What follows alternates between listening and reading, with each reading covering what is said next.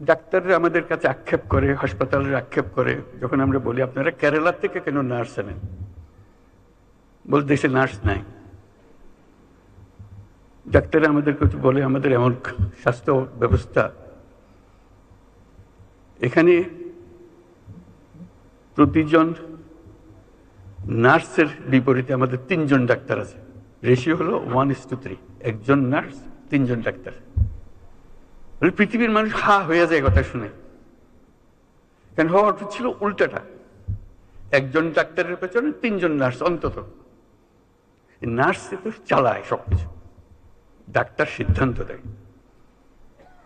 এখন সেই সিদ্ধান্ত কাকে দেবে?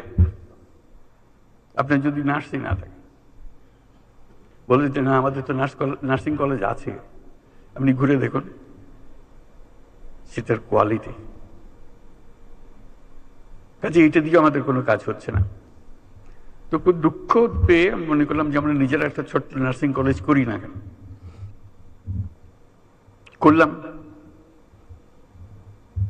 গ্লাসগো ক্যালিডোনিয়ান ইউনিভার্সিটির সহায়তায়। যেহেতু সেই ইউনিভার্সিটি আমি চ্যান্সেলর, কাজে আমার কথা সে ফেলে দিতে পারছে না যে আমাকে সাহায্য করতে হবে, আমি একটা নার্সিং কলেজ করব বাংলাদেশে।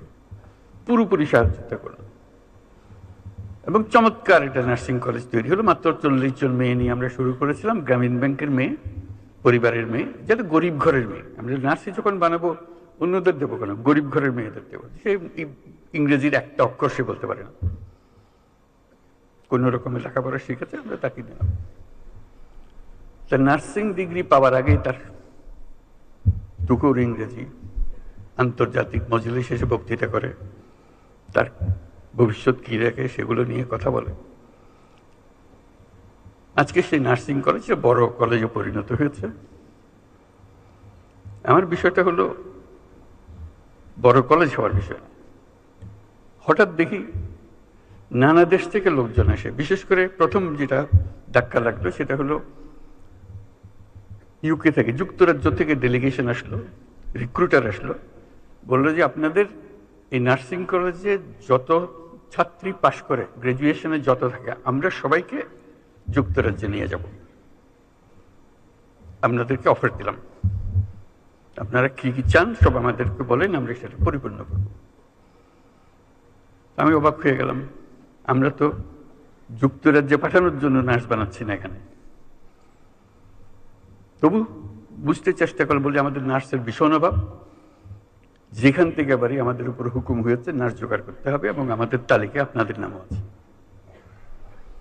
তা আমরা আপনাদের কাছে এসেছি, আপনাদের এন্টায়ার ক্লাস, আমাদের আর কোনো পরীক্ষা দিতে হবে না, কিছু দিতে হবে না, শুধু আপনারা সার্টিফিকেট দেবেন, আমরা নিয়ে যাব। তা আমি তাদের কাছে বিনয়ের সুরে বললাম যে এটা আমাদের দেশের জন্য করেছি, আমরা তো দিয়ে দেবো না এদেরকে, এদেরকে এই দেশের কাজ করার জন্য দেবো, তবে আমাদের শুধু নিজেদের পরীক্ষা করার জন্য 2 জন কি 3 জন দেবো, যাতে আমরা দেখি ওরা কিরকম কাজ করে, আপনাদের পাল্লায় এরা উঁচু স্তরে না নিচু স্তরে, কোন স্তরে। বলে না সেটা পরীক্ষা করতে হবে না, সেই পরীক্ষা আমরা ইতিমধ্যে করে ফেলেছি, যা যা আমাদের দরকার আপনারা যত চান দিতে পারেন। তা আমি সবিনয়ে বললাম যে এই 2 জন 3 জনের বেশি আমরা দেবো না, এখন ভবিষ্যতে যদি আমাদের সামর্থ্য হয় দেবো। তো এটাতে খুব আনন্দ উপভোগ করলাম যে আমরা যেটা বাংলাদেশের জন্য করছি সেটা ইউকে তো তার একটা ডিমান্ড আছে, চাহিদা আছে, আমরা দরখাস্ত নিয়ে ঘুরছি না, তারা আমাদের কাছে আসছে। কিছুদিন পরে দেখি জাপান থেকে আরেক ডেলিগেশন, তারা আমাদের নার্স চায়, সবাইকে চায়। বলছি শুধু আমাদের একটা শর্ত, জাপানি ভাষাটা আমাদের আমরা শিখিয়ে দেবো তাদেরকে, এই সুযোগটা আমাদেরকে দিতে হবে, এবং খুব সিম্পল জাপানি ভাষা, কোনো কঠিন জিনিস না, তারা লেখাপড়ার সঙ্গে সঙ্গে এটা শিখে যাবে, আমরা সেই ব্যবস্থা আমাদের হাতে। একই জবাব দিলাম, ধন্যবাদ দিলাম। আমি সবিস্তারে এটা বললাম এই জন্য, আমরা অনেক বিশ্ববিদ্যালয় করি বাংলাদেশে, কথায় কথায় বিশ্ববিদ্যালয় খুলে ফেলছি আমরা।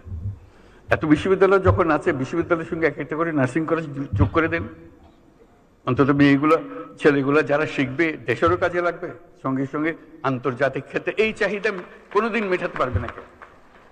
আমরা যত নার্স বানাতে পারি, অফুরন্ত চাহিদা।